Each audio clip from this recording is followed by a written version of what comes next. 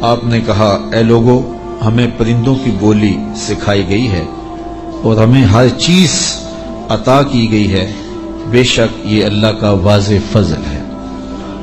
جو بھی ضروریات تھیں، تخت و تاج کے جو بھی تقاضے تھے وہ سارے کے سارے آپ کو عطا کیے گئے۔ حکومت ہے، تخت و تاج ہے، دولت ہے، فوجیں ہیں، تصرف ہے، اور غلے ہیں، جائیدادیں ہیں، زمینیں ہیں۔ کائنات کی کوئی شے ایسی نہیں ہے جس کا وافر حصہ انہیں نہ دیا گیا۔ تو کہا کہ ہمیں ہر شے دی گئی ہے اور یہ اللہ تعالیٰ کا بڑا واضح فضل ہے۔ وَحُشِرَ لِسُلَيْمَانَ جُنُودُهُ مِنَ الْجِنِّ وَالْإِنسِ وَالطَّيْرِ، اور حضرت سلیمان علیہ السلام کے لیے ان کے لشکر جنوں، انسانوں اور پرندوں میں سے جمع کیے گئے تھے۔ اللہ اکبر۔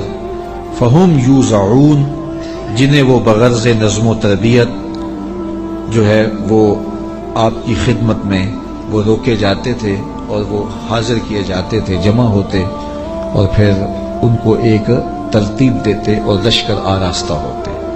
یعنی آپ کی ملک میں انسان بھی تھے، جن بھی تھے آپ کے لشکر میں، اور پرندے بھی تھے۔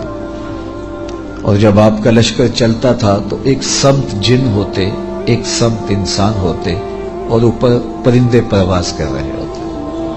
کتنی شان و شوکت پر مشتمل لشکر ہوتا حضرت سلیمان علیہ السلام کا۔ حتی اذا اتوا علی واد النمل، یہاں تک کہ جب وہ لشکر چیونٹیوں کے میدان میں آیا اور وہاں چیونٹیاں جمع تھیں، حضرت سلیمان اپنے پورے لشکر کے ساتھ، پوری شان و شوکت کے ساتھ جب وادی نمل میں داخل ہونے لگے، قالت نملۃ یا ایھا النمل ادخلوا مساکنکم، تو ایک چیونٹی نے کہا کہ اے چیونٹیوں اپنی رہائش گاہوں میں داخل ہو جاؤ، لا یحطمنکم سلیمان وجنودہ وہم لا یشعرون، حضرت سلیمان علیہ السلام اور ان کے لشکر تمہیں کچل نہ دیں اس حال میں کہ انہیں خبر بھی نہ ہو، التفات نہ کریں، توجہ نہ کریں، تم ننھی اور مہین مخلوق ہو اور ان کی توجہ تمہاری سمت نہ ہو اور وہ گزرتے ہوئے تمہیں رون ڈالیں، بے خبری میں ایسا ہو جائے تو تم جلدی کرو اپنی بلوں میں داخل ہو جاؤ۔ اس چیونٹی نے یہ بات اپنی ہم جولیوں سے کہی۔ حضرت امام فخر الدین رازی علیہ رحمہ اسی آیت کریمہ کی تفسیر میں لکھتے ہیں کہ اس چیونٹی کو یہ علم تھا کہ اللہ کے نبی کا لشکر جان بوجھ کر ننھی جان کو بھی ضائع نہیں کرتا، تو اس لیے اس نے کہا کہیں بے خبری میں تمہیں کچل نہ دیں۔ اگر ان کی توجہ ادھر ہوئی تو وہ ایسا کبھی نہیں کریں گے کہ تمہیں کچل ڈالیں۔ تو معلوم یہ ہوا کہ اللہ کے نبی کا لشکر، نبی کا تربیت یافتہ لشکر جان بوجھ کر ننھی جان کو بھی ضائع نہیں کرتا، اور جو جسموں کے ساتھ بم باندھ کر کے چھوٹے چھوٹے بچوں میں گھس جاتے ہیں اور بازاروں میں جا کے پھٹ جاتے ہیں اور پھر بعد میں بڑے فخر سے ذمہ داریاں قبول کرتے ہیں، یہ کسی نبی کا لشکر نہیں، شیطان کا لشکر۔ نبی کا تربیت یافتہ لشکر، قرآن بتاتا ہے، یہ چیونٹی بھی جانتی تھی کہ نبی کی تعلیم اتنی واضح ہے اور نبی امن کا پیغمبر بھی ہوتا ہے، اس لیے کبھی ایسا نہیں ہو سکتا کہ نبی کا تربیت یافتہ لشکر ہو اور جان بوجھ کر کے ننھی جان کو بھی ضائع کرے۔ رسول کریم صلی اللہ علیہ وآلہ وسلم جب کوئی لشکر روانہ کرتے تو اسے حکم دیتے کہ بوڑھوں کو قتل نہیں کرو گے، بچوں کو قتل نہیں کرو گے، عورتوں کو قتل نہیں کرو گے، ان کے مذہبی رہنماؤں کو، پادریوں کو قتل نہیں کرو گے، ان کے عبادت خانے نہیں توڑو گے، فصلیں نہیں اجاڑو گے۔ یہ کافر جو تھے ان کافروں کے بچوں کو بھی قتل کرنے سے روک دیا گیا، کافروں کے بوڑھوں کو قتل کرنے سے بھی روک دیا گیا، اور جو کفار ہیں ان کی خواتین کے قتل سے بھی منع کر دیا گیا، اور جو مسلمانوں کی نسلیں کاٹ کے رکھ دے اور اس پہ ذمہ داریاں قبول کریں، کوئی بدبخت ہوگا جو ان کی حمایت کرے گا اور ان کو اسلام کا نمائندہ قرار دے گا۔ وہ دشمن اسلام ہو سکتے ہیں، اسلام کے نمائندے نہیں ہو سکتے۔ تو اس چیونٹی نے کہا کہ اپنی بلوں میں داخل ہو جاؤ، کہیں نبی کا لشکر بے خبری میں تمہیں کچل نہ دے۔ حضرت امام رازی لکھتے ہیں کہ چیونٹی کو یہ علم تھا، اس علم کی وجہ سے اس چیونٹی کو قیامت تک آنے والی چیونٹیوں کا سردار بنا دیا گیا، ملکہ بنا دی گئی قیامت تک۔ اچھا، اگر آپ کی توجہ ہو تو ذات کی چیونٹی ہے، رب نے اس کے نام کی صورت اتاری ہے۔ چیونٹی کی حیثیت کیا ہوتی ہے، لیکن وہ پیار کرنے لگی نا نبی سے، اور اس کو پتا تھا کہ نبی کی تعلیمات کیا ہوتی ہیں، تو اس تعلیم کے نتیجے میں ذات کی چیونٹی ہے، لیکن رب نے اس کے نام کی صورت اتار دی۔ تو اس چیونٹی نے کہا جلدی جلدی اپنی بلوں میں داخل ہو جاؤ، اللہ کے نبی کا لشکر کہیں تمہیں کچل نہ دے اور وہ دھیان نہ کرے، بے خبری میں کہیں ایسا نہ ہو جائے۔ اگر خبر ہوگی تو پھر کبھی ایسا نہیں ہو سکتا، کیونکہ نبی کی تربیت ہی یہ ہے، وہ تو زندگیاں بانٹنے آیا ہے، زندگیاں چھیننے تو نہیں آیا، تو یہ ایسا نہیں ہوگا۔ فَتَبَسَّمَ ضَاحِكًا مِّن قَوْلِهَا، تو حضرت سلیمان پیغمبر نے جب چیونٹی کی اس بات کو سنا تو مسکرا پڑے۔ 3 میل دور تھے حضرت سلیمان علیہ السلام، اتنی دور سے چیونٹی نے کہا کہ جلدی جلدی بلوں میں چلی جاؤ، اللہ کے نبی کا لشکر کہیں بے خبری میں تمہیں کچل نہ دے۔ چیونٹی نے یہ بات کی تو حضرت سلیمان نے 3 میل دور سے سن لی اور پھر مسکرا بھی پڑے۔ اب 3 میل دور سے بات سنی جا سکتی ہے والا چیونٹی کی؟ یہ اس حال سے باہر جو چیونٹیاں چل رہی ہیں، کوئی شخص جو بڑا ہی جو ہے وہ باریک سماعتیں رکھتا ہو، کیا وہ یہاں بیٹھ کر کے چیونٹی کی بات جو باہر ہے اس کو سن سکتا ہے؟ چلو جو آپ کے کرسی کے نیچے چل رہی ہے اس کو سن سکتا ہے، اس کی آواز کو، لیکن 3 میل دور سے چیونٹی کی آواز کو اللہ کا نبی سن بھی رہا ہے، اور جو وہ کہہ رہی ہے اس کو سمجھ بھی رہا ہے، اور اس پر تبسم بھی فرما رہا ہے۔ حضرات علماء فرماتے ہیں جو تیوریات کے ماہرین ہیں کہ چیونٹی کے منہ میں زبان نہیں ہوتی، پھر اس نے بات کیسے کر لی؟ ایک مہین سا وجود ہے تو اس کے منہ میں زبان نہیں ہوتی، دانت نہیں ہوتے، تو پھر بات کیسے کرتی ہے؟ اور حضرت سلیمان نے سن کیسے لی؟ تو کہا چیونٹی کے منہ کے قریب 2 باریک سے بال ہوتے ہیں، مہین سے 2 ریشے ہوتے ہیں، جب اس نے بات کرنی ہوتی ہے تو ان بالوں کو قریب کر کے رگڑتی ہے، اس رگڑنے سے جو آواز پیدا ہوتی ہے اس سے وہ اپنی ہمجولی کو کوئی میسج دے رہی ہوتی ہے۔ اللہ کے نبی کی شان یہ ہے کہ چیونٹی کے باریک اور مہین بالوں کے رگڑنے سے جو آواز پیدا ہوتی ہے 3 میل دور سے اس آواز کو سنتا بھی ہے، اور اس سے جو مفہوم نکلتا ہے اس کو سمجھتا بھی ہے۔ اور یہ اس نبی کی شان ہے جو ہاتھ باندھ کے مسجد اقصی میں تیرے نبی کے پیچھے کھڑا تھا۔ تو جب غلام کی یہ شان ہے تو امام کی شان کا عالم کیا ہو؟ یہ شان ہے خدمت گاروں کی، سرکار کا عالم۔ مولوی کا تو دماغ خراب ہو گیا کہ اس کی سماعتوں کو تول رہا ہے جس کے غلاموں کی سماعتوں کو نہیں تولا جا سکتا۔ اللہ اکبر۔ فتبسم ضاحکا من قولها، یہ میں نہیں کہہ رہا، یہ قرآن کہہ رہا ہے۔ حضرت سلیمان پیغمبر نے اس چیونٹی کی بات کو سنا، سن کے سمجھے اور پھر تبسم کیا۔ اللہ اکبر۔ وقال رب اوزعنی ان اشکر نعمتک التی انعمت علی وعلی والدی وان اعمل صالحا ترضاہ وادخلنی برحمتک فی عبادک الصالحین۔ اور اللہ کی بارگاہ میں عرض کی حضرت سلیمان علیہ السلام نے کہ اے میرے پروردگار، مجھے اپنی توفیق سے اس بات پر قائم رکھ کہ میں تیری اس نعمت کا شکر بجا لاتا رہوں جو تو نے میرے اوپر کی اور میرے والدین کے اوپر کی۔ جو نعمتیں بندے کے اوپر ہوتی ہیں اس کا بھی شکریہ ادا کرنا چاہیے، اور جو صالح اولاد ہوتی ہے، جو ماں باپ پر نعمتیں عطا ہوئی ہوتی ہیں، ان کا بھی شکریہ ادا کرنا، کیونکہ ماں باپ کی نعمتیں اولاد تک بھی پہنچتی ہیں۔ مجھے بتاؤ، اگر میں اور آپ کسی کافر کے گھر میں پیدا ہوتے، معاذ اللہ کسی ہندو یا سکھ کے گھر میں پیدا ہوتے، تو آج کیا ہمارے سینے میں ایمان کا چراغاں ہوتا؟ ہم کسی یہودی کے گھر میں پیدا ہوتے تو ہمارے گھر میں ایمان کی روشنی ہوتی؟ ہم کہتے ہیں ہم بڑے سیانے ہیں، بڑے سمجھدار ہیں، ہم مطالعہ کرتے، ہم مختلف ادیان کو پڑھتے اور پھر مسلمان ہو جاتے۔ کیا ایسا ہوتا، یا کہ ہم اسی ظلمت اور اندھیرے میں ہوتے؟ تو پھر ہمارے ماں باپ تھے نا جو مسلمان تھے، اور ہم ان کی آغوش میں آئے تو اللہ نے وہ نور ہمیں بھی دیا. تو ہمیں اپنے اوپر ہونے والے اس کرم کا احسان جو ہے وہ اللہ کے حضور اس کا شکر ادا کرنا چاہیے. اور ساتھ یہ بھی شکر ادا کرنا چاہیے کہ مالک تیرا کرم ہے کہ تو نے ہمارے ماں باپ کو دین دیا تھا اور وہ نعمت ہمیں ان کی وساطت سے نصیب ہو گئی. علامہ اقبال کہا کرتے تھے نام تو از پدر آموختم، حضور آپ کا نام میں نے اپنے باپ سے سیکھا تھا. وہ حضور کے عاشق تھے تو میں بھی حضور کا غلام بنا. ہمارے ماں باپ حضور کا نام لیتے تھے تو کیا کیفیتیں ہوتی تھی، آنکھوں میں آنسو آ جاتے تھے.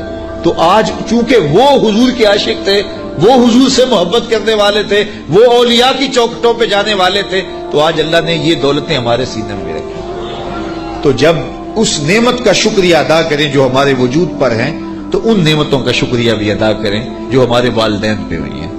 تو حضرت سلیمان نے یہ ہمیں شکر کرنے کا ایک عجیب طریقہ دیا، خوبصورت طریقہ دیا، اور عرض کی مالک میں ان نعمتوں کا شکر ادا کرتا ہوں جو تو نے میرے اوپر کی، اور ان نعمتوں کا بھی شکریہ میں ادا کرتا ہوں جو میرے ماں باپ پر کی. اللہ اکبر. اور مجھے یہ توفیق دے کہ میں ایسے نیک عمل کرتا رہوں جن سے تو راضی ہو. اللہ اکبر. اور مجھے اپنی خاص رحمت سے اپنے نیک بندوں میں داخل فرما لے. حضرت سلیمان علیہ السلام ایک دن اپنے لشکر کا جائزہ لیتے ہوئے پرندوں کی جانب نکلے. کیسی شان و شوکت تھی، جنوں پر بھی حکومت، انسانوں پر بھی حکومت، پرندوں پر بھی حکومت. وَتَفَقَّدَ الطَّيْرَ، تو آپ نے پرندوں کا جائزہ لیا. فَقَالَ مَا لِيَ لَا أَرَى الْهُدْهُدْ، فرمایا میں ہدہد کو نہیں دیکھ رہا. اور پھر فرمایا ام کان من الغائبین، وہ واقعی غائب ہو گیا ہے. لَعُذِّبَنَّهُ عَذَابًا شَدِيدًا، میں اس کو سخت عذاب دوں گا. او لَأَذْبَحَنَّهُ، یا اس کو میں ذبح کر دوں گا. او لَيَأْتِيَنِّي بِسُلْطَانٍ مُبِينٍ، یا وہ میری جانب میرے پاس اپنے بے قصور ہونے کی کوئی واضح دلیل لائے. تین باتیں کی، یا تو سخت عذاب دوں گا، یا ذبح کر دوں گا، یا پھر اپنی صفائی میں کوئی مضبوط دلیل لائے. حضرت سلیمان علیہ السلام بیت اللہ کی حاضری کے بعد واپس آ رہے تھے، اور صنعاء کے مقام پہ جو یمن کا شہر ہے وہاں آپ نے پڑاؤ کیا، اور وہاں آپ نے جانوروں کا جائزہ لیا اور وہاں ہدہد کو نہ دیکھا. مفسرین فرماتے ہیں جب پانی کی ضرورت ہوتی تو ہدہد کو حاضر کیا جاتا، اور یہ ہدہد جو تھا وہ پھر بتاتا کہ کس جگہ پانی ہے. یہ جانوروں کے اندر انجینئر ہے. اللہ نے اس کو بڑی طاقت دی. حضرت ابو ہریرہ رضی اللہ تعالیٰ عنہ نے جب فرمایا نا کہ یہ بڑی قوتوں سے مالا مال کیا گیا ہے، اس کی نظر بڑی تیز ہوتی ہے، تو کسی نے حضرت ابو ہریرہ سے کہا کہ چھوٹے بچے جب دھاگا لگا کے، جال لگا کے جو ہے وہ پھاہی لگاتے ہیں تو یہ ہدہد پھنس جاتا ہے. جس کو زمین کی تہ میں پانی نظر آ جاتا ہے اس کو وہ جال نظر نہیں آتا. تو حضرت ابو ہریرہ بولے تقدیر کا جال نظر نہیں آتا.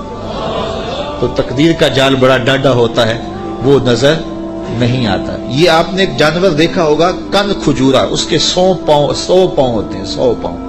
اور یہ جو سانپ ہوتا ہے اس کے کوئی پاؤں نہیں ہوتے. یہ اپنے جسم کو بل دے کے آگے بڑھتا ہے. اور کن کھجورا اس کے 100 پیر ہوتے ہیں، اور سانپ کی مرغوب غذا ہے کن کھجورا. اور جب اس کو یہ نظر آئے تو یہ دوڑتا ہے اور سانپ پیچھے دوڑ کے اس کو شکار کر لیتا ہے. تو کسی نے کن کھجورے سے پوچھا کہ تیرے 100 پیر ہیں اور سانپ کا ایک بھی نہیں ہے اور پھر بھی تو پکڑا جاتا ہے. اس نے کہا تقدیر کے آگے پاؤں نہیں چلتے.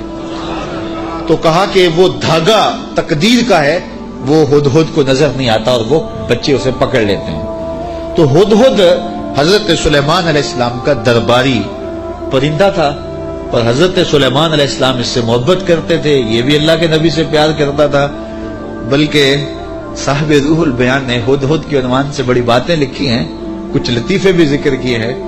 کہتے ہیں ایک دن یہ ہدہد چونکہ لاڈلا پرندہ تھا حضرت سلیمان کا، تو حضرت سلیمان علیہ السلام کو کہنے لگا کہ میں آپ کے لشکر کی دعوت کرنا چاہتا ہوں. آپ نے کہا اتنا بڑا لشکر ہے اور تو میرے لشکر کی دعوت کرے گا؟ کہا جناب دعوت قبول کیجیے. تو کہا ٹھیک ہے، آج دوپہر کو میں آپ کے لشکر کی دعوت کروں گا. جب دوپہر کا وقت آیا تو دریا کنارے لشکر نے پڑاؤ کیا ہوا تھا، تو ہدہد کبھی دائیں کبھی بائیں اڑانے بھر رہا ہے. تو کہا میاں وقت ہو گیا ہے، اب لاؤ نا کھانا، تم نے آج ہماری دعوت کی ہے. کہا جی اسی کا انتظام کر۔ تھوڑی دیر کے بعد اس نے فضا میں ایک چڑیا شکار کی اور اس کو فضا میں توڑ کر کے پانی میں پھینک دیا اور لشکر کو آواز دی جس کے ہاتھ میں بوٹی آتی ہے بوٹی لے لے، باقی شوربہ پی لے۔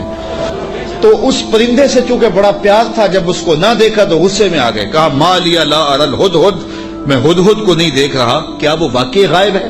اچھا میں اس کو ذبح کر دوں گا یا سخت سزا دوں گا یا پھر وہ مجھے اپنی بے گناہی کی کوئی دلیل پیش کرے۔ اب ہدہد کہاں چلا گیا؟ حضرات مفسرین لکھتے ہیں کہ وہ حضرت سلیمان علیہ السلام استراحت کرنے لگے تو وہ اڑ کے قریب ایک باغ میں چلا گیا، وہاں ایک اور اس کا ہم جنس ہدہد بیٹھا ہوا تھا۔ اس نے پوچھا کدھر سے آئے ہو؟ اس نے کہا کہ میں اپنے نبی کے ساتھ گیا تھا، اپنے شہنشاہ کے ساتھ گیا تھا، اور ان کی حکومت جنوں پر بھی ہے، انسانوں پر بھی ہے، پرندوں پر بھی ہے۔ تو اس نے کہا کہ میری جو بادشاہ ہے میرے ملک وہ عورت ہے اور اس کا ایک تخت بہت بڑا، اور میں تمہیں دکھاؤں۔ تو وہ ہدہد کو ساتھ لے گیا اور اتنے میں دیر ہو گئی۔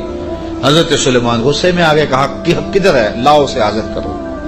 آپ کا جو درباری شہباز تھا وہ اڑا فضا میں بلند ہوا تو ہدہد آتا دکھائی دیا، تو اس نے اس کے اوپر جھپٹ کے حملہ کرنا چاہا تو ہدہد نے کہا تجھے واسطہ دیتا ہوں اس رب کا جس نے تجھے میرے پہ طاقت دی ہے، مجھے اپنا معاملہ حضرت سلیمان کے پاس جا کے پیش کر لینے دے۔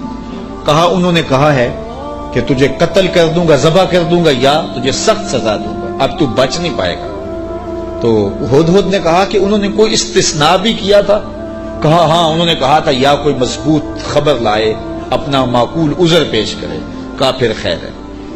اب ہدہد حضرت سلیمان کے پاس آیا اور مفسرین کہتے ہیں اس نے اپنے پر جھکا لیا اور دم بھی جھکا لی اور حضرت سلیمان کے سامنے عرض کی کہ اس رب سے ڈریے جس کے حضور آپ رب قیامت کے دن پیش ہوں گے۔ بس یہ بات کہنے کی دیر تھی کہ حضرت سلیمان کا غصہ ٹھنڈا ہو گیا۔ تو میں بتاؤ کدھر گئے تھے؟ تو ہدہد نے کیا جواب دیا، سنو قرآن کیا کہتا ہے، فَمَكَثَ غَيْرَ بَعِيدٍ، تو پس وہ تھوڑی ہی دیر ٹھہرا تھا کہ وہ حاضر ہو گیا، اور حاضر ہو کے اس نے کہا فقال، اس نے کہا احطت بما لم تحط به وجئتک من سبأ بنبأ یقین، اس نے کہا کہ حضور میں ایسی بات معلوم کر کے آیا ہوں جس پر شاید آپ مطلع نہ تھے، اور میں آپ کے پاس ملک سبا کی ایک یقینی خبر لایا ہوں۔ آپ نے اس چیز کا مشاہدہ نہیں کیا جس کا میں مشاہدہ کر کے آیا ہوں، تو میں ایک یقینی خبر آپ کو جو چشم دید ہے وہ بتانا چاہتا ہوں۔ حضرت سلیمان نے کہا بتاؤ۔ کہا انی وجدت امرأۃ تملکہم وأوتیت من کل شیء ولہا عرش عظیم، اس نے کہا میں ایک ایسی خاتون کو دیکھا ہے جو بادشاہت کے تخت پہ براجمان ہے، میں نے ایک ایسی عورت دیکھی ہے وہاں جو ان پر حکومت کرتی ہے اور اقتدار کی مسند پہ بیٹھی ہے، اور اسے ملکیت و اقتدار میں ہر چیز بخشی گئی ہے اور اس کے پاس بہت بڑا تخت ہے۔ یہ شہرہ آفاق تخت تھا جو ملکہ بلقیس کے پاس تھا، اور یہ 40 ہاتھ چوڑا تھا، 80 ہاتھ لمبا تھا۔ شرعی ہاتھ جب کہا جاتا ہے تو وہ کونی تک ہوتا ہے، تو گویا دوسرے لفظوں میں 1.5 فٹ کا ایک ہاتھ لگائیں تو یہ 60 ہاتھ چوڑا تھا اور 120 ہاتھ جو ہے وہ لمبا تھا۔ سونے چاندی اور قیمتی دھاتوں کا بنا تھا اور 7 منزلیں تھی اس کی، اور قیمتی موتی اس کے اوپر لگے تھے، اور جب وہ اپنا دربار لگاتی تو اس تخت کے اوپر بیٹھتی، اور اس کے 12,000 سردار تھے قوم کے جن کے تحت فوجیں تھیں، اور ایک مضبوط نظم و نسق تھا، ہر شے فوجیں آلات حرب و ضرب بہت کچھ دیا گیا تھا۔ تو اس بات کی کہانی سنائی اور آگے فرمایا وجدتها وقومها يسجدون للشمس من دون اللہ، میں نے دیکھا ہے وہ اور اس کی قوم اللہ کے علاوہ سورج کو پوجتی ہے، اللہ کو چھوڑ کر سورج کی پرستش کرتی ہے۔ وزین لهم الشیطان اعمالهم، اور شیطان نے ان کے لیے ان کے اعمال مزین کر دیے ہیں۔ فصدهم عن السبیل، اور شیطان نے ان کو راہ حق سے، راہ توحید سے روک دیا ہے۔ فہم لا یہتدون، اور وہ ہدایت نہیں پا رہے۔ اللہ یسجدوا للہ الذی یخرج الخبأ فی السماوات والارض ویعلم ما تخفون وما تعلنون۔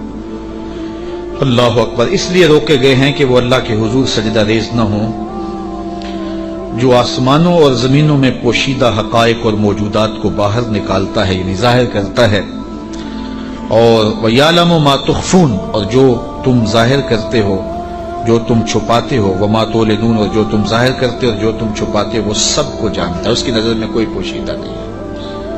اللہ لا الہ الا هو رب العرش العظیم، اللہ کے سوا کوئی عبادت کے لائق نہیں، وہی عظیم تخت اقتدار کا مالک ہے۔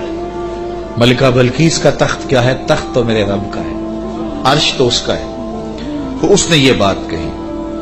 حضرت سلیمان نے ہدہد سے کہا کالا سننظر اصدقت ام کنت من الکاذبین، کہا کہ ہم ابھی دیکھتے ہیں کہ تو سچ کہہ رہا ہے یا جھوٹ بول رہا ہے۔ کالا سننظر اصدقت ام کنت من الکاذبین، تو سچا ہے یا جھوٹا ہے۔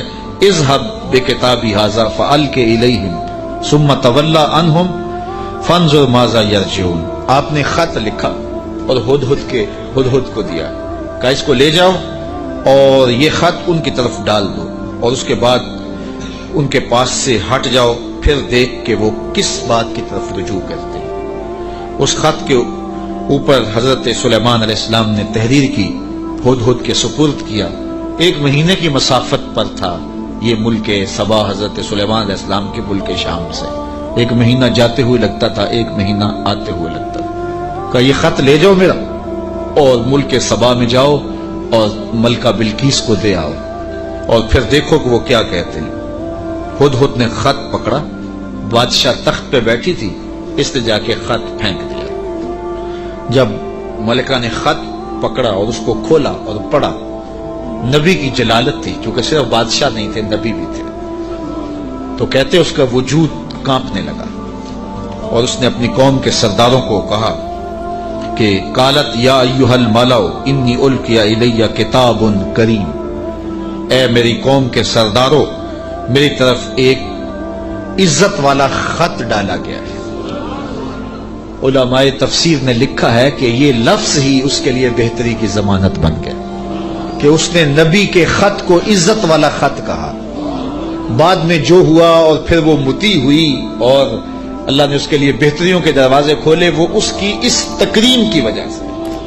خسرو پرویز کی جانب میرے رسول کریم صلی اللہ علیہ وسلم نے خط بھیجا تھا تو اس نے ٹکڑے کر دیے تھے، تو آقا کریم علیہ السلام نے جب سنا تو فرمایا اللہ اس کی سلطنت کے ٹکڑے کرے گا، اور ایسے ہوا۔ تو پرویز نے حضور کا خط پھاڑا تھا تو ذلیل و رسوا ہو گیا، اور اس نے اللہ کے پیغمبر کے خط کو سینے سے لگایا اور کہا یہ عزت والا خط ہے جو میری جانب ڈالا گیا ہے۔ انہ من سلیمان، بے شک یہ حضرت سلیمان کی طرف سے ہے، وانہ بسم اللہ الرحمن الرحیم، اور بے شک اس میں یہ لکھا ہے کہ اللہ کے نام سے شروع جو رحمان اور رحیم ہے۔ تو یہ خط سلیمان علیہ السلام کی جانب سے لکھا گیا تھا، اور وہاں اس زمانے میں خط لکھنے والا اپنا نام پہلے لکھتا تھا، پھر مضمون خط کا لکھتا تھا، تو آپ نے پہلے کہا انہ من سلیمان وانہ بسم اللہ الرحمن الرحیم اللہ تعالی علی واتونی مسلمین، 2 لفظ لکھے۔ آپ نے کہا خط کا مضمون یہ تھا تم مجھ پر سربلندی نہ چاہو، مجھ سے بڑا بننے کی کوشش نہ کرنا، سربلندی نہ چاہو، اور فرما بردار ہو کے میرے پاس حاضر ہو جاؤ۔ بس 2 لفظ تھے، حضرت سلیمان کی مہر تھی، اور یہ خط ہدہد نے جا کے ملکہ بلقیس کو دیا۔ اس کا وجود کانپنے لگا، پھر وہ سنبھلی اور اپنے سرداروں سے کہنے لگی قالت یا ایھا الملأ افتونی فی امری ما کنت قاطعۃ امرا حتی تشہدون، اے میرے درباریوں، تم مجھے بتاؤ اس معاملے میں کیا تمہارا مشورہ ہے، چونکہ میں کسی بھی معاملے میں قطعی فیصلہ کرنے سے قبل تمہیں حاضر کرتی ہوں اور تم سے مشورہ لیتی ہوں۔ مشورے کے بغیر میں نے آج تک کبھی قدم نہیں اٹھایا، اور یہ میرا معمول ہے۔ اب یہ خط آیا ہے، اس کا یہ مضمون ہے جو میں تمہیں سنایا ہے، اب تم بتاؤ کہ اب کیا کیا جائے۔ اب 12,000 سردار تھے اور ان کے ماتحت فوجیں تھیں۔ قالو بولے نحن اولو قوت و اولو باس شدید، کہنے لگے کہ ہم طاقتور ہیں، سخت جنگجو ہیں، اور ہم لڑنے کے لیے تیار ہیں، قوم کا مورال بلند ہے، فوجیں پوری طاقت میں ہیں، آلات حرب و ضرب بھی ہیں، کوئی کمزوری نہیں ہے، آپ اگر حکم دیں تو ہم حاضر ہیں، والامر الیک فانظری ماذا تامرین، لیکن معاملہ آپ کے ہاتھ میں ہی ہے، حکم آپ کا ہی چلے گا، لیکن ہماری جانب سے کوئی کمزوری نہیں، ہم بالکل تیار ہیں، مستعد ہیں، فعال ہیں، فوجیں تیار ہیں، مورال بلند ہے، لڑنے کے لیے آمادہ ہیں۔ تو اب آپ کا حکم ہے، کیا آپ حکم دیتی ہیں؟ قالت ان الملوک اذا دخلوا قریۃ افسدوها وجعلوا اعزۃ اہلها اذلہ، ملکہ نے کہا کہ بے شک جب بادشاہ کسی بستی میں داخل ہوتے ہیں تو اسے برباد کر دیتے ہیں اور وہاں کے باعزت لوگوں کو ذلیل و رسوا کر ڈالتے ہیں، اور یہ لوگ یعنی بادشاہ اسی طرح کریں گے۔ تو اگر تم مجھے موقع دو، اور میرا مشورہ یہ ہے کہ میں وَإِنِّي مُرْسِلَةٌ إِلَيْهِمْ بِهَدِيَّةٍ، میں پہلے ان کی طرف کوئی ہدیہ بھیجتی ہوں، ہم لڑائی کا طبل نہ بجائیں، ہم پہلے ان کی طرف ہدیہ بھیجیں، پہلے دیکھیں فَنَاظِرَةٌ بِمَا يَرْجُو الْمُرْسَلُونَ، پھر ہم دیکھتے ہیں کہ جو ہمارے قاصد گئے ہیں وہ کیا پیغام لاتے ہیں، اگر وہ ہمارے ہدیے کو قبول کر لیتے ہیں اور کوئی ہماری سیٹنگ ہو جاتی ہے تو پھر تو لڑائی کی ضرورت نہیں ہے، لڑائی بہت خطرناک ہوتی ہے، اس کے انجام بڑے بھیانک ہوتے ہیں۔ وہ تھی بڑی سمجھدار، فوجوں نے کہا ٹھیک ہے، جرنیلوں نے کہا لڑیں گے، اور سرداروں نے کہا قوم کا مورال بلند ہے، اور جو ہے وہ افسروں نے کہا کہ ہماری فوج بڑی ٹریننگ یافتہ ہے، ہمارے پاس آلات وہ ضرب موجود ہیں، لڑیں گے۔ لیکن اس نے کہا صبر کرو، پہلے میں کوئی تحفہ دے کے قاصد بھیجتی ہوں، وہ قاصدوں کو کیا جواب دیتے ہیں، لڑائی تو آخری حل ہے، پھر ہم دیکھیں گے۔ فلما جاء سلیمان، جب قاصد حضرت سلیمان کے پاس آیا، کہتے ہیں وہ تحفہ کیا تھا، مفسرین نے لکھا ہے کہ وہ سونے کی اینٹ تھی، اور اس کو قیمتی کپڑے میں دیباج میں لپیٹ کر کے باقاعدہ اس کے لیے جو ہے وہ ایک چیز بنائی گئی، اور غلافوں میں لپیٹ کر کے وہ خادم حضرت سلیمان کے پاس قاصد لے کر حاضر ہوا کہ ان کو اینٹ پیش کریں، چونکہ سونے اور چاندی سے بادشاہ لوگ بڑے خوش ہوتے ہیں۔ حضرت سلیمان کو جب پتا چلا کہ ان کے قاصد آ رہے ہیں، اور اللہ کے نبی نے نور نبوت سے دیکھا بھی وہ کیا لا رہے ہیں، تو جنوں کو کہا حاضر ہو جاؤ، حاضر ہو گئے، کہا 1000 سونے کی اینٹیں میرے تخت کے آگے فرش پر بچھا دو۔ تو جب اینٹیں بچھی ہوئی، انہوں نے دیکھی تو وہ جو تحفہ لے کے آئے تھے سنبھال کے ایک اینٹ، انہوں نے دیکھا کہ وہ اینٹیں تو قدموں میں پڑی ہوئی، تو اب وہ تحفہ دیتے ہوئے شرم محسوس کرنے لگے، کیا دے، الٹے بانس بریلی کو، یہاں تو اینٹیں قدموں میں پڑی ہوئی ہیں۔ علاؤ الدین خلجی ساری زندگی تڑپتا رہا کہ حضرت خواجہ نظام الدین اولیاء کی بارگاہ میں حاضری دوں، آپ مانتے نہیں تھے، آپ کا مزاج ایسا تھا کہ شاہوں سے گریزاں تھے، تو اس نے بڑا زور کیا۔ خیر جب اس نے یہ ارادہ کر لیا کہ میں حاضر ہونا ہے، تو آپ نے علاؤ الدین کو لکھا کہ فقیر کی خانقاہ کے 2 دروازے ہیں، اگر تو ایک سے آیا تو میں دوسرے سے باہر نکل جاؤں، اور اگر تو نے زیادہ تنگ کیا تو تیرا شہر چھوڑ جاؤں گا۔ خیر بادشاہ نے ایک دن جو ہے وہ بغیر بتائے خانقاہ میں حاضری دی، شیخ کو پتا چلا تو انہوں نے دروازے پر پہرے دار کھڑے کر دیے کہ بادشاہ کو اندر نہیں آنے دینا۔ بادشاہ نے ان کے تیور پڑے فقیروں کے، تو یہ جو پیروں کے مرید ہوتے تو دیوانے ہیں، کہا کہ یہ تو مر جائیں گے لیکن شیخ کے دروازے سے اندر نہیں جانے دیں گے۔ تو بادشاہ کو شرارت سوجی تو اس نے کاغذ کے ٹکڑے پہ لکھا کہ یہ کیا ہوا کہ بادشاہوں کے دروازوں پہ بھی بواب چوکیدار اور فقیروں کے دروازے پہ بھی بواب۔ تو اندر سے شیخ نے اسی کاغذ کے ٹکڑے پہ بیک پہ اس کی پشت پہ لکھ کے بھیجا، فرق یہ ہے کہ بادشاہوں کے درباروں پر جو بواب ہوتے ہیں وہ فقیروں کو روکنے کے لیے ہوتے ہیں، اور جو فقیروں کی چوکھٹ پہ بواب ہوتے ہیں وہ امیروں کو روکنے کے لیے ہوتے ہیں۔ بادشاہ کہنے لگا کہ مجھے حضرت کی خانقاہ تو دیکھنے کی اجازت ہوگی۔ خدام نے کہا کوئی حرج نہیں ہے۔ تو وہ خانقاہ لنگر خانہ دیکھنے لگا، بہت بڑی خانقاہ تھی۔ تو جب وہ استبل میں گیا تو کیا دیکھا کہ جو گھوڑے ہیں ان کی جو میخیں ہیں، قلعے ہیں، وہ چاندی کے ہیں، اور جو ان کے پاؤں میں زنجیریں پڑی ہوئی ہیں جن سے وہ بندھے ہوئے ہیں وہ زنجیریں سونے کی ہیں۔ تو بادشاہ بڑا حیرت زدہ ہوا، تو اس نے پھر کاغذ کے ٹکڑے پہ لکھا کہ یہ کیا ہوا کہ بادشاہوں کے پاس بھی سونا اور چاندی اور فقیروں کے پاس بھی سونا اور چاندی، فرق کیا ہوا؟ تو شیخ نے جواب میں لکھ کے بھیجا، فرق یہ ہے بادشاہ خزانوں میں سنبھال کے رکھتے ہیں، فقیر گھوڑوں کے قدموں میں ڈال کے رکھتے ہیں۔ تو حضرت سلیمان علیہ السلام نے 1000 اینٹ بچھوا دی، آپ جانتے ہیں جب بہار چین آیا نا حضرت عمر کے زمانے میں، جب ایران فتح ہوا تو سب سے دنیا کے اس وقت نامور اشیاء میں سے بہار چین ایک بہت بڑا قالین تھا، جس کو بہار چین پہ بٹھا دیا جاتا، وہ ناز کرتا ہے کہ میں بہار چین پہ بیٹھا ہے۔ آج وہ کسی کو وہ سرخ قالین پہ جو ہے وہ لے کے جاتے ہیں تو کہتے ہیں میرے لیے سرخ قالین بچھائے گئے، امریکہ میں یا جو ہے وہ میرے لیے جو ہے وہ برطانیہ میں یہ اعزاز دیا گیا ہے کہ مجھے سرخ قالینوں پہ میرا استقبال کیا گیا، سرخ قالین بچھائے گئے۔ بہار چین یہ ایک ایسا قالین تھا کہ جس پہ بیٹھ جانا اور جس پہ چلے جانا یہ بڑے دنیا کے لوگ جو ہے وہ فخر سمجھتے تھے۔ جب حضرت فاروق اعظم کا زمانہ آیا تو یہ علاقہ فتح ہوا تو یہ اونٹوں پہ لاد کر کے یہ بہار چین مدینے بھیجا گیا۔ تو حضرت عمر کے پاس جب بہار چین آیا تو کہا کہ اب اس کو کہاں رکھے؟ تو کسی نے کہا جی مسجد نبوی میں بچھائیں۔ کہا یہ مسجد نبوی میں بچھائیں؟ وہاں کی جو چٹائیاں ہیں اس قالین سے افضل ہیں، وہاں اس کو یہاں نہیں بچھائیں گے تو کہاں رکھے؟ حضرت عمر نے حکم دیا کہ مسجد نبوی کے باہر جہاں لوگ جوتے اتارتے ہیں وہاں رکھا جائے۔ اور وہ بہار چین جس پہ لوگ بیٹھنا اعزاز سمجھتے، لوگ وہاں جوتے پوچھ کے گزرتے تھے۔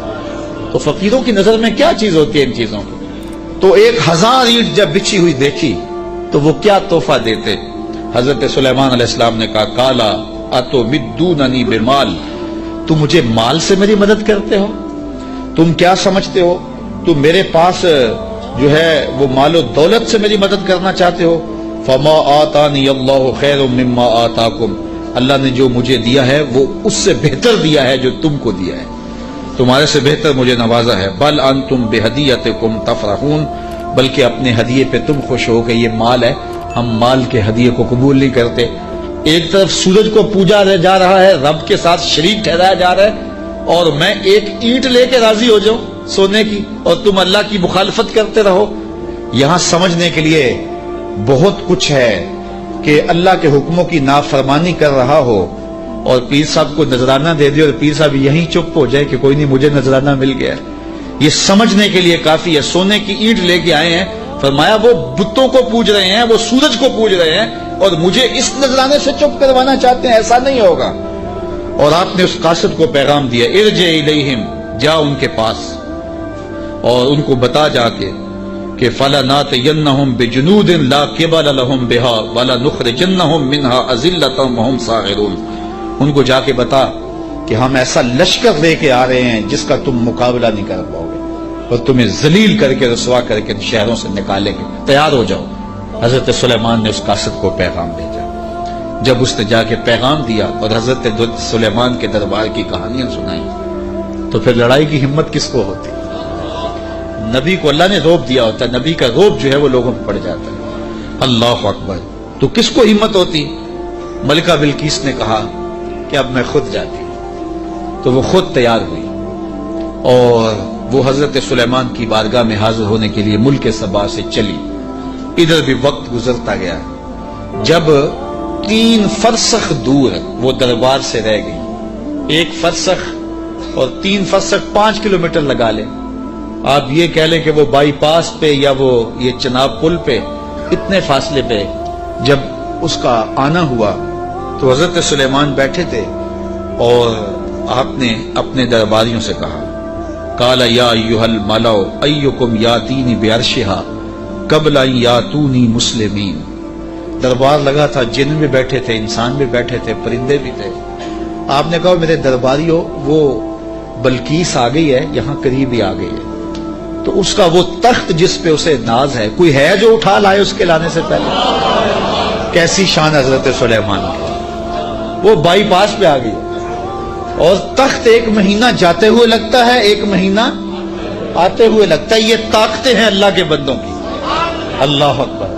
تو کہا وہ تو ادھر آ گئی ہے، تو کوئی ہے جو اس کا تخت جا کے جلدی جلدی اٹھا لائے؟ تو جب آپ نے یہ بات کہی تو ایک جن اٹھا، قال عفریت من الجن انا آتی کا بھی، ایک جن کہنے لگا حضرت میں لاتا ہوں۔ کب لاؤ گے؟ قبل ان تقوم من مقامک، آپ کی مجلس ختم ہونے سے پہلے پہلے حاضر کر دیتا ہوں۔ اور مجلس ختم ہوتی تھی زوال کے وقت، دوپہر کے وقت، صبح شروع ہوتی اور دوپہر کو ختم ہو جاتی، تو کچہری لگی تھی، کہا کچہری ختم ہونے سے پہلے پہلے میں لے آتا ہوں۔ وَإِنِّي عَلَيْهِ لَقَوِيٌّ أَمِينٌ، طاقتور بھی ہوں، لے بھی آؤں گا۔ اور امین بھی ہوں, کوئی ایک موتی بھی ضائع نہیں ہوگا, تو تخت میں لے کے آتا ہوں. اور 1 مہینہ میں نے عرض کیا جاتے ہوئے لگتا ہے 1 مہینہ, کئی ہاتھ موٹا تھا, 7 منزلیں تھیں, 40 ہاتھ چوڑا تھا, 80 ہاتھ لمبا تھا, سونے اور چاندی اور قیمتی جواہر سے مرصع تھا, اور 7 کوٹریوں میں مکفل تھا, تالے لگے تھے, پہرے دار کھڑے تھے, جیب میں ڈال کے بھی لانا ہو پھر بھی 2 مہینے چاہیے. اور اس تخت کو لانے کا کہا دوپہر تک لے آتا ہوں. بڑی بات تھی نا, حضرت سلیمان خوش ہو جاتے کہ بڑی بات ہے, تو میں نہیں, مجھے اس سے بھی پہلے چاہیے, مجھے اس سے بھی پہلے چاہیے. پھر وہ اٹھا جس کے سینے میں زبور کا علم تھا, قال الذی عندہ علم من الکتاب. پھر وہ شخص کھڑا ہوا جس کے سینے میں علم زبور تھا, وہ آپ کا خالہ زاد بھی تھا, آپ کا صحابی بھی تھا, عاصب بن برخیہ نام علماء تفسیر نے بتایا ہے, اور اسے اسم اعظم آتا تھا. وہ کھڑا ہو گیا, اس نے کہا انا آتی کا بہی, حضرت میں لے آتا ہوں. کہا کب لاؤ گے؟ وہ تو دوپہر تک کا وقت دے رہے, تم کب لاؤ گے؟ تو سنو اس نے کیا کہا, بولا قبل ان یرتد الیک طرفک, حضور آپ آنکھ بعد میں جھپکیں گے, تخت پہلے پڑا ہوگا. آپ آنکھ بعد میں جھپکیں گے, تخت پہلے پڑا ہوگا. اللہ اکبر. فلما رآہ مستقرا عنده قال ھذا من فضل ربی. حضرت سلیمان نے بھی آنکھ جھپکی نہیں تھی, تخت سامنے پڑا ہوا. حضرت سلیمان بے ساختہ پکار اٹھے, یہ میرے رب کا فضل ہے جس نے میرے امتی کو یہ طاقت دی. یار بنی اسرائیل کے نبی کے امتی کی یہ شان, تو بنی اسرائیل کے یہ نبی مقتدی بن کے جس کے امام کے پیچھے کھڑے تھے مسجد اقصی میں, اس امام کی شان کا عالم کیا ہو. یہ شان ہے خدمت گاروں کی, سرکار کا عالم. کہا میں لاتا ہوں, اور اس کے آنے سے پہلے کہ حضرت آنکھ جھپکنے سے پہلے حاضر کر دو. اور حضرت سلیمان نے ابھی آنکھ جھپکی نہیں, تخت سامنے پڑا ہوا تھا. اللہ اکبر. لیبلونی ااشکر ام اکفر. کہا کہ میرے رب نے مجھے آزمایا ہے, میرا رب مجھے پرکھتا ہے کہ میں اس کا شکر کرتا ہوں یا کفران کرتا ہوں یا انکار کرتا ہوں. اللہ اکبر. فرمایا ومن شکر فانما یشکر لنفسہ, جو شکر کرتا ہے وہ اپنے لیے ہی شکر کرتا ہے. اللہ کا کیا فائدہ کرے گا؟ اپنا ہی فائدہ ہوگا. تو میں اس کا شکر کرتا ہوں جس نے میرے ایک امتی کو یہ طاقت عطا کی, یہ شان عطا کی. یار جب بنی اسرائیل کے ایک ولی کی یہ شان ہے تو اس امت کے اولیاء کی شان کا عالم کیا ہوگا. صرف ایک واقعہ, شہر بخارا میں, شہر کابل میں حضرت امام شاہ نقشبند بخاری علیہ رحمہ تشریف لائے تو لوگوں کا ہجوم ہو گیا. بادشاہ وقت کی لونڈی وہاں سے گزرتے ہوئے رکی تو لوگوں کا ہجوم دیکھا. کہا ماجرا کیا ہے؟ کہا بخارے والے پیر آئے ہوئے ہیں. تو کہا یہ پیر کیا ہوتے ہیں؟ لوگوں نے بتایا یہ اصلاح قلب کرنے والے لوگ ہوتے ہیں, یہ دلوں کے حکیم ہوتے ہیں, ڈاکٹر ہوتے ہیں, اور یہ باطن کی صفائیاں کرنے والے لوگ ہوتے ہیں, اور اللہ نے ان کو تکوینی اور تشریعی طاقتیں بھی عطا کی ہوئی ہوتی ہیں, اور کبھی ایسا ہوتا ہے کہ یہ اوکھے ویلے کام بھی آتے ہیں. اس نے سوچا کہ شیخ سے نسبت قائم کر لینے میں کوئی حرج نہیں ہے, تو اس نے حضرت شاہ نقشبند بخاری کی بیعت کر لی. چلو پیر تو کوئی ہونا چاہیے, تو انہوں نے ان سے بیعت کر لی. شیخ نے جو وظائف بتائے اور تلقین کی, ذکر کی اور اچھائی کی طرف سبق دیے, تو صالحہ تو وہ پہلے ہی تھی لیکن مزید رنگ چڑھ گیا. تو بادشاہ جب اس کی خدمت کو دیکھا تو بڑا خوش ہوا. جو باقی لونڈیاں تھیں وہ حسد کرنے لگیں. ایک دن انہوں نے بادشاہ کے دربار سے, بادشاہ کے گھر سے چوری کر کے زیور ایسی جگہ پہ چھپا دیے اور اس پہ الزام لگا دیا, اور پھر برآمد بھی اس سے کروا دیے. بادشاہ کو بڑا غصہ آیا کہ میں نے اس پہ اتنا اعتماد کیا تھا, اور یہ بڑی لمبی نمازیں پڑھتی تھی. بادشاہ نے حکم دیا کہ اس کو چوبارے پہ لے جاؤ اور وہاں سے دھکا دے دو. بادشاہ کے محل کی چھت پہ لے جایا گیا. اس نے لاکھ کہا کہ میرا جرم نہیں ہے, لیکن بادشاہ ہوتے ہیں. تو چھت پہ لے جایا گیا. جب دھکا دینے لگے تو اس کو اب یاد آیا کہ میں نے سنا تھا اوکھے ویلے پیر کام آتے ہیں. تو اس نے بخارے کی طرف منہ کر کے کہا شیع للہ چو گدائے مستمند المدد خواہم ز شاہ نقش بند۔ سنا ہے اوکھے ویلے پیر کام آتے ہیں، اس سے اوکھا ویلا میرے پہ تو نہیں آ سکتا۔ یہ اس نے کہا تو پیچھے جلاد نے دھکا دے دیا، جب نیچے آئی تو حضرت شاہ نقش بند بخاری کا دامن پھیلا ہوا تھا۔ آپ نے آرام سے پکڑ کے نیچے رکھ دیا تو اس نے حیرت سے پوچھا حضرت آپ کب آئے ہیں؟ تو شاہ نقش بند بخاری فرمانے لگے تو از چبارہ آمدی من از بخارا آمدم، تو چبارے سے چل پڑی تھی میں بخارے سے چل پڑا۔ تو کہا حضرت آنکھ جھپکنے سے قبل وہ تخت حاضر کر دوں گا۔ جب تخت حاضر ہو گیا کہا یہ میرے رب کا فضل ہے جس نے مجھے اتنی طاقت عطا فرمائی۔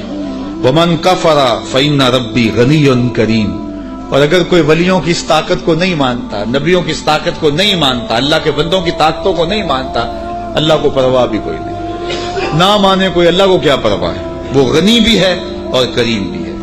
کالا نکروا لہا عرشہا ننظر اتہتدی ام تکون من الذین لا یہتدون۔ آپ نے فرمایا جلدی جلدی کرو، تخت کا حلیہ بھی بدل دو، اس کی شکل جلدی جلدی تبدیل کر دو، تاکہ جب وہ آئے تو ہم دیکھیں کہ وہ اس کو پہچانتی ہے یا نہیں پہچانتی۔ تو تخت کا حلیہ بدل دیا گیا۔ فلما جاءت، جب ملکہ بلقیس پہنچی، قیل اہٰذا عرشک، کہا تیرا بھی اس جیسا کوئی تخت ہے؟ اس تخت کی طرف اشارہ کر کے کہا کہ کیا تمہارا تخت اسی طرح کا ہے؟ تو قالت کانہ ہوا، بولی یہ وہی تو ہے، یہ وہی تو ہے، بولی یہ وہی ہے۔ وَأُوتِينَا الْعِلْمَ مِنْ قَبْلِهَا وَكُنَّا مُسْلِمِينَ، اس نے کہا کہ ہمیں اس کی پہلے ہی خبر ہو گئی۔ حضرت آپ تخت کو بدل بدل کے نہ دکھائیں، ہم پہلے ہی مان گئے ہیں، ہم پہلے ہی مان گئے ہیں، اور ہم مطیع بن کے آئے ہیں، فرما بردار بن کے آئے ہیں۔ وَصَدَّهَا مَا كَانَتْ تَعْبُدُ مِن دُونِ اللَّهِ، اور اس ملکہ کو اس معبود باطل نے پہلے قبول حق سے روک رکھا تھا۔ اللہ اکبر، کس نے؟ جس کو وہ اللہ کے علاوہ پوچھتی تھی۔ انہا کانت من قوم کافرین، بے شک وہ کافر قوم سے تھی۔ قیل لہا ادخلی الصرح، اس کو کہا گیا اب محل میں آ جاؤ۔